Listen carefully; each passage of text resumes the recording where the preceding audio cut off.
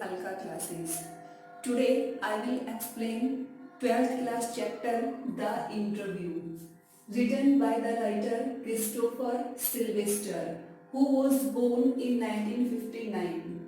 He was a student of history and a reporter for Private Eye. Private Eye, name of a journal and a paper. Now about the chapter, and chapter name is The Interview.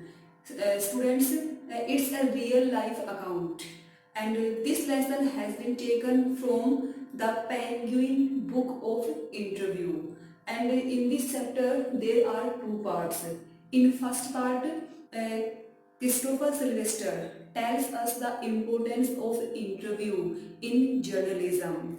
People have different views about interview, and in the second part of this lesson is an excerpt from an interview of Umberto Eco. Umberto Eco, name of a person, and the interviewer is Mukund Padmanabhan. Interviewer means जो interview लेता है, and interview means जो interview देता है, and the interviewer is Mukund Padmanabhan from The Hindu. The Hindu, you know, name of a newspaper.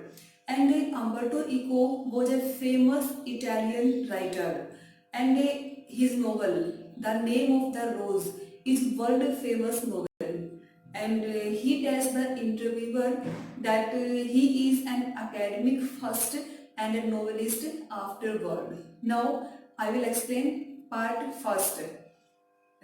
Students, इस जो first part है इसमें जो हमारे राइटर है क्रिस्टोफर सिल्वेस्टर, ये बताते हैं कि जो इंटरव्यू है उसकी इन्वेंशन 130 ईयर्स से भी पहले हो चुकी है, और जब से इसकी इन्वेंशन हुई है तब से इंटरव्यू है वो जर्नलिज्म में एक कॉमन रोल प्ले करता है। ये जर्नलिज्म के लिए बिल्कुल ही कॉमन हो गया है, और जो भी लिटरेट पर्सन है, लिटरेट में जो पढ़ा लिखा है, उसने कभी ना कभी किसी न किसी का इंटरव्यू तो जरूर पढ़ा ही होगा। और इतना ही नहीं है, आपने देखा होगा कि जो सेलिब्रिटीज होती हैं वो भी उनके इंटरव्यू होते रहते हैं, वो इंटरव्यू अपने देते रहते हैं। लेकिन ऐसा नहीं है बच्चों कि इंटरव्यू देना सभी को अच्छा लगता है। इंटरव्यू के बारे में सभी के अपने अपने व्यूज हैं, और इस पार्ट में यही सब बता रखा है कि किस किस पर्सन के व्यूज यहाँ पे कैसे कैसे हैं।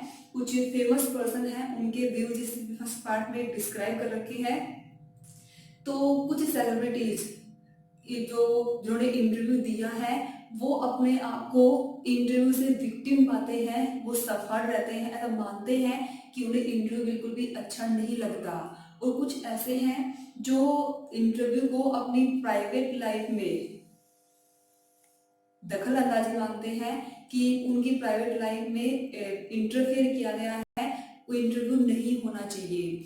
ऐसा नहीं है कि सभी को इंटरव्यू देना अच्छा लगता है, ऐसा नहीं है। कुछ ऐसे भी हैं कि जो इंटरव्यू से बहुत ही नफरत करते हैं कि इंटरव्यू है वो होना ही नहीं चाहिए। और जो प्रिमिटिव कल्चर मीन्स आदि संस्कृति, जो प्रिमिटिव कल्चर थी उसके अकॉर्डिंग क्या था, ये तुम्हारा क्वेश्चन भी है, आई थिंक टेक्सुअल क्वेश्चन है ये, कि जो प्रिमिटिव कल्चर है उसके अकॉर्डिंग क्या है कि यदि हम किसी का फोटो लेते हैं तो उसका मतलब ये है कि हमने उसकी आत्मा को चोरी कर लिया है। ये प्रिमिटिव कल्चर थी। अब कुछ पर्सन हैं जिनके व्यूज इंटरव्यू के बारे में डिफरेंट है, तो उनमें से फर्स्ट है वी.एस. नायपॉल। उनके अकॉर्डिंग क्या है कि इंटरव्यू लेने से क्या होता है, कोई पर्सन बहुत ही हार्ट हो जाता है, और ऐसा मानना है उनका कि इंटरव्यू देने से किसी के कोई पर्सन है उसकी लाइफ का कुछ पार्ट है वो खत्म हो जाता है, वो अपने आप उनका जो कुछ पार्ट है बिल्कुल ही वो लॉस कर देते हैं, अकॉर्डिंग टू वी.एस. नायपॉल। तो स्टूडेंट्स, ये क्वेश्चन बन सकता है कि किसके क्या व्यूज थे। अब नेक्स्ट है लेविस कैरोल। ये एलाइस इन वंडरलैंड, इस बुक के क्रिएटर है लेविस कैरोल। अब इनके अकॉर्डिंग इंटरव्यू के बारे में क्या व्यूज थे कि हॉरर ऑफ इंटरव्यू, कि इन्हें इंटरव्यू से बहुत ही डर लगता था, इसीलिए इन्होंने कभी इस बात से एग्री नहीं हुए कि उन्हें इंटरव्यू देना चाहिए, उन्होंने अपनी लाइफ में इंटरव्यू नहीं दिया। इसका मतलब है कि ये भी इंटरव्यू के अगेंस्ट थे, उसके फेवर में नहीं थे। नेक्स्ट है रूडयार्ड किपलिंग। अब रूडयार्ड किपलिंग का व्यूज क्या था? इनका व्यूज भी कंडेमेंट्री था, मीन्स बहुत ही निंदनीय था। ये भी इंटरव्यू के फेवर में नहीं थे। जो रूडयार्ड किपलिंग है, उनकी वाइफ जिनका नाम कैरोलिन है, वो अपनी डायरी में 14 अक्टूबर 1892 को लिखती हैं। वो क्या लिखती है कि बोस्टन से 2 रिपोर्टर आए थे, उनके हस्बैंड से मिले और उनके हस्बैंड उन रिपोर्टर से बताते हैं कि वो इंटरव्यू देने से मना क्यों करते हैं, क्योंकि रूडयार्ड किपलिंग के अकॉर्डिंग इंटरव्यू है वो क्या है, इंटरव्यू इज इमोरल। इंटरव्यू है वो अनैतिक है, वो इमोरल है, वो मोरल नहीं है। क्राइम है, असोल्ट है, असोल्ट मीन्स अटैक। वो ये कहते हैं कि अगर कोई किसी पे अटैक करता है तो सामने वाले को बहुत ही हर्ट होता है, तो वैसे ही अगर किसी का इंटरव्यू लिया जाता है तो इंटरव्यू देने वाले पे अटैक किया, ये एक तरह से अटैक है। और जितनी पनिशमेंट अटैक करने वाले को दी जानी चाहिए, उतनी पनिशमेंट इंटरव्यू लेने वाले को दी जानी चाहिए। ये उसे अपने लाइफ में एक असोल्ट मानते हैं। कवर्डली, उनके अकॉर्डिंग क्या है कि इंटरव्यू है वो एक कवर्डली एक्शन है और बहुत ही हेटफुल है। मीन्स इनका जो एटीट्यूड है इंटरव्यू के लिए वो बिल्कुल ही कंडेमेंटरी है, बिल्कुल ही वो निंदनीय है। नेक्स्ट है H.G. Wells, Herbert George Wells. अब 1894 में क्या होता है कि ये बताते हैं कि इंटरव्यू की जो ऑडियंस है, ऑडियंस डिफिकल्टीज, कि इंटरव्यू में कौन कौन से डिफिकल्टीज को फेस करना पड़ता है, ये सब वो बताते हैं अपने एक इंटरव्यू में 1894 में बताते हैं। लेकिन उसके बाद भी वो फ्रीक्वेंटली वो अपने इंटरव्यू देते रहते हैं। ऐसा नहीं है कि उन्हें डिफिकल्टीज को फेस नहीं करना पड़ा, डिफिकल्टीज को फेस करना पड़ा। उसके बाद भी वो लगातार इंटरव्यू देते रहे। और 40 इयर्स बाद क्या होता है कि Joseph Stalin he was a great leader of Soviet Union. 40 साल के बाद इन्होंने खुद ही जोसेफ स्टालिन का इंटरव्यू लिया था। नेक्स्ट है Saul Bellow he was a playwright. ये प्लेराइट होते हैं। अब इनके अकॉर्डिंग इंटरव्यू का क्या व्यू था कि इंटरव्यू है वो कैसा है, thumbprint on his wind pipe, मतलब कि अगर हम अपनी श्वास नली पे अंगूठा लगा दें, मीन्स इनके अकॉर्डिंग इंटरव्यू लेना कैसा था, किसी का गला दबा देने जैसे वाला एक्शन है, तो इंटरव्यू है उसके बिल्कुल ही अगेंस्ट थे। वो थी इनका भी जो कंडेमेंट एटीट्यूड है इंटरव्यू के लिए वो है। नेक्स्ट है कि इंटरव्यू, अब ओवरऑल अगर देखा जाए कि जो इंटरव्यू है वो होना चाहिए नहीं होना चाहिए, इंटरव्यू के क्या बेनिफिट है, तो ओवरऑल निकल के क्या आता है कि इंटरव्यू है वो कहीं ना कहीं क्या है, सोर्स ऑफ ट्रूथ। इंटरव्यू के थ्रू हमें किसी की रियलिटी है वो जानने को मिलती है। आपने भी टीवी में इंटरव्यू देखे होंगे, एक दूसरे से क्वेश्चन पुट किए जाते हैं और जो इंटरव्यू देता है उसे अपनी पर्सनल लाइफ के बारे में या फिर अपनी जो से क्वेश्चन पुट किए जाते हैं उनको बताने होते हैं। तो इंटरव्यू क्या है, सोर्स ऑफ ट्रूथ। इंटरव्यू के थ्रू ही हमें उनके ट्रूथ का पता चलता है, उनकी रियलिटी का पता चलता है। Serviceable medium of communication, interview है वो क्या है, वो एक सर्विसेबल मीडियम है कम्युनिकेशन का। इसका मतलब यहाँ पे इंटरव्यू है वो काफी पॉजिटिव माना गया है। और जो डेनिस ब्रायन है वो उनके अकॉर्डिंग क्या है कि इंटरव्यू टाइम पे एक पर्सन है वो दूसरे को क्वेश्चन पुट करता है जिससे वो उसकी रियलिटी सामने निकल के आती है। तो ये कहता है कि इंटरव्यू है काफी बेनिफिशियल है, इंटरव्यू के ये फेवर बताते हैं डेनिस ब्रायन। तो स्टूडेंट्स ये आपका फर्स्ट पार्ट था और फर्स्ट पार्ट यहीं पे ओवर होता है। आई थिंक आपको फर्स्ट पार्ट क्लियर हो गया होगा। Now second part, and second part is a actual part of an interview, and in that interview Umberto Eco he was interview means जिसका interview लिया जाता है। and he was a novelist of Italy, a professor at the University of Bologna in Italy. He was also a novelist. And Mukund Padmanabhan. Mukund Padmanabhan, he was interviewer जो interview ले रहा है. He was journalist of The Hindu. The Hindu name of a newspaper. Roland Barthes. Roland Barthes, he was a friend of Umberto Eco. Students, इस second part में एक interview given है.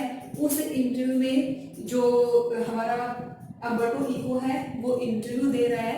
तो interview की स्टार्टिंग में जो अम्बर्टो इको है उसके बारे में कुछ बताया गया है कि अम्बर्टो इको है वो एक प्रोफेसर है यूनिवर्सिटी में और वो बहुत ही फेमस है. उसकी जो रेपुटेशन है बहुत ही इम्प्रेसिव है. वो एक बहुत ही फेमस स्कॉलर है for his ideas on semiotics. Semiotics means study of science. ये इस चीज के लिए बहुत ही फेमस है अम्बर्टो इको. इतना ही नहीं, literary fiction, academic text, essays, children's book, newspaper article, इन सब के लिए बहुत ही फेमस है. इसकी जो राइटिंग है उसका जो एरिया है वो बहुत ही लार्ज है. इट मीन्स इसकी पॉपुलरिटी बहुत ज़्यादा है. और 1980 में इनकी एक नोवेल जिसका नाम है the name of the rose, the name of the rose, जो कि 1980 में पब्लिश हुई थी. ये नोवेल है अम्बर्टो इको की.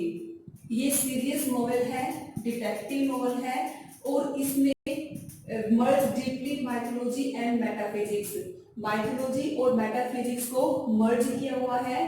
And it is set in period of medieval history. ये मध्यकालीन युग में लिखी गई थी.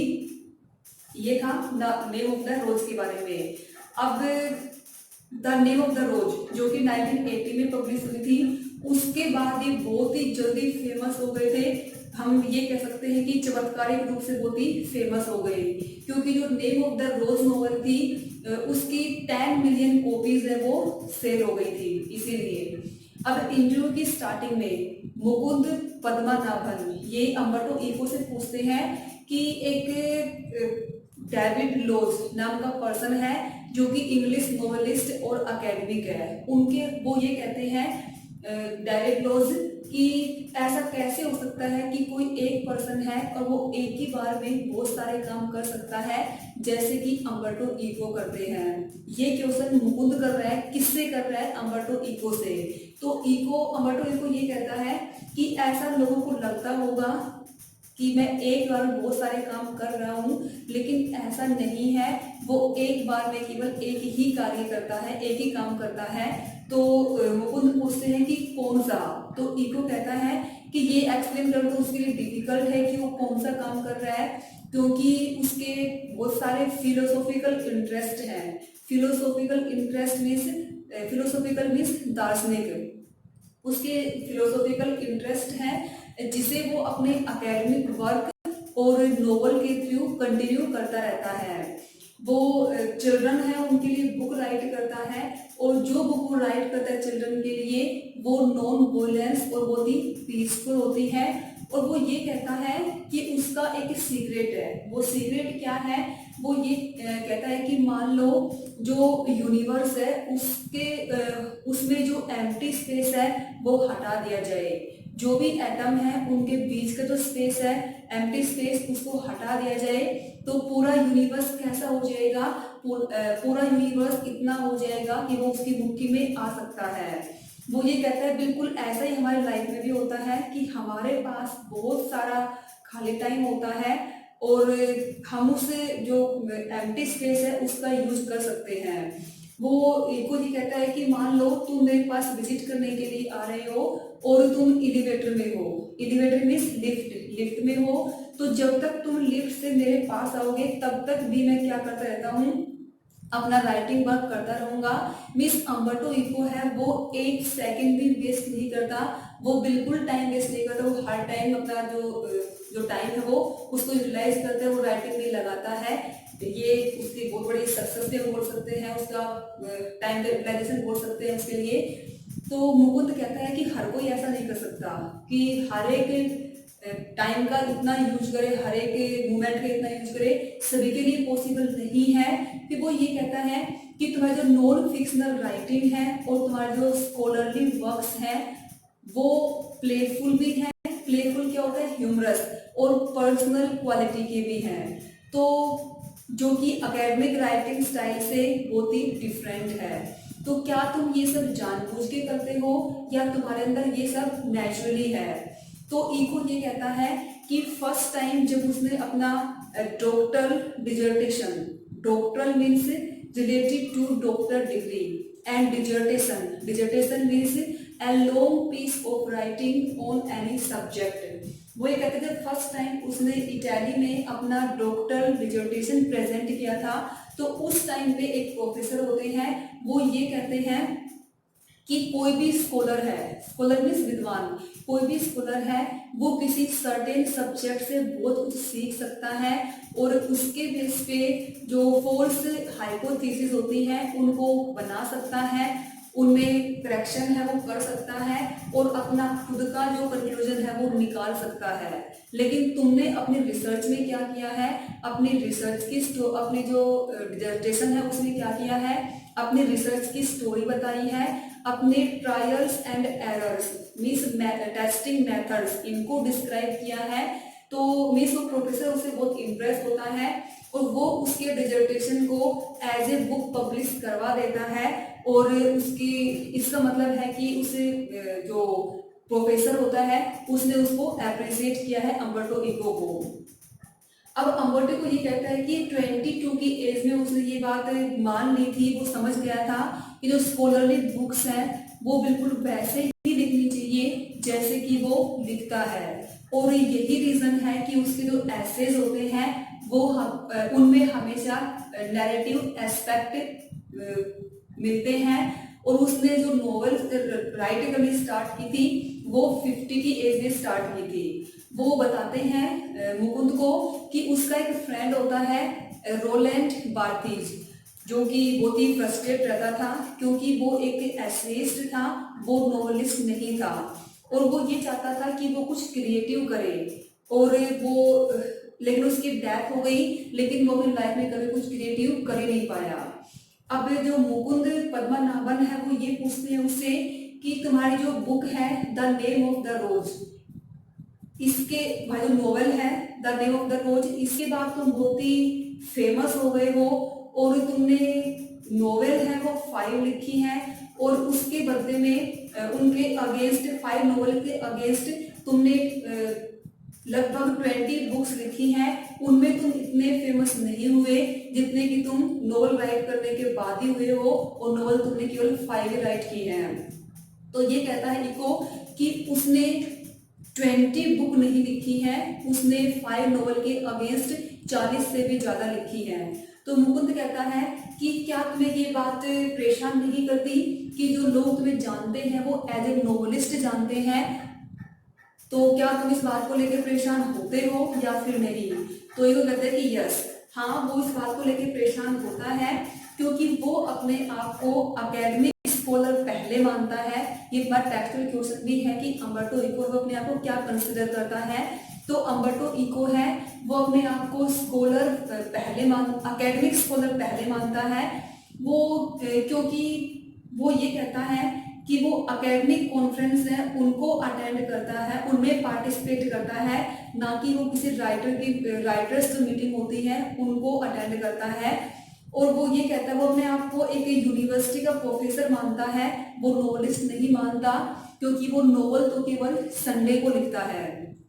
अब मुकुंद ये कहता है कि जो नेम ऑफ द रोज जो तुम्हारी नोवेल है वो इतनी पॉपुलर हो गई है और ये सीरियस टाइप की नोवेल है और इसके बाद भी ये बहुत ज़्यादा पढ़ी गई है, तो बहुत ज़्यादा इसकी कॉपी जो सेल हुई है, तो क्या तुम इस बात को लेके पजल हो या फिर नहीं हो?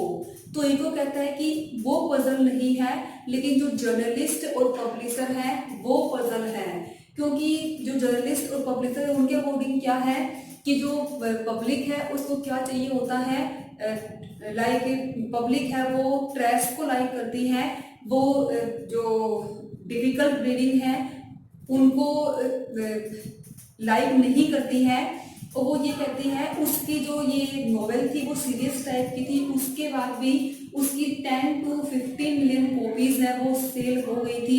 इसीलिए जर्नलिस्ट और पब्लिशर है वो कंफ्यूज है, वो पजल रहते हैं।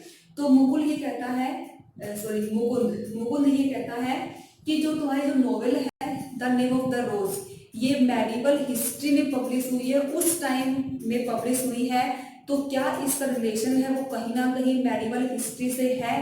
तो इको कहता है कि वो एक चाइनीज वाइट पर्सन की तरह एक स्टोरी डायरेक्ट करना चाहता है। इसका मतलब चाइनीज वाइट पर्सन क्या करते हैं, बहुत अच्छे से स्टोरी डायरेक्ट करते हैं। तो वो कहता है कि वो भी उन्हीं की तरह एक स्टोरी बताना चाहता है।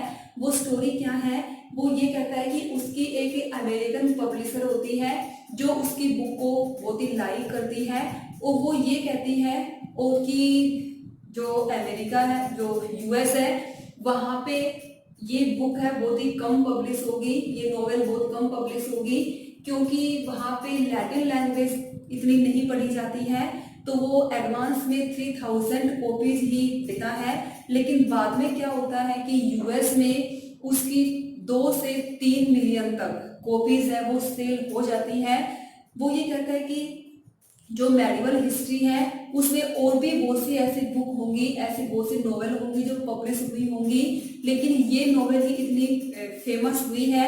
अब इसकी सक्सेस इतनी ज़्यादा है इस नॉवेल की, तो इसके पीछे रीज़न क्या है ये एक मिस्ट्री है, ये क्लियर नहीं है कि इसके फेमस होने का रीज़न क्या रहा होगा।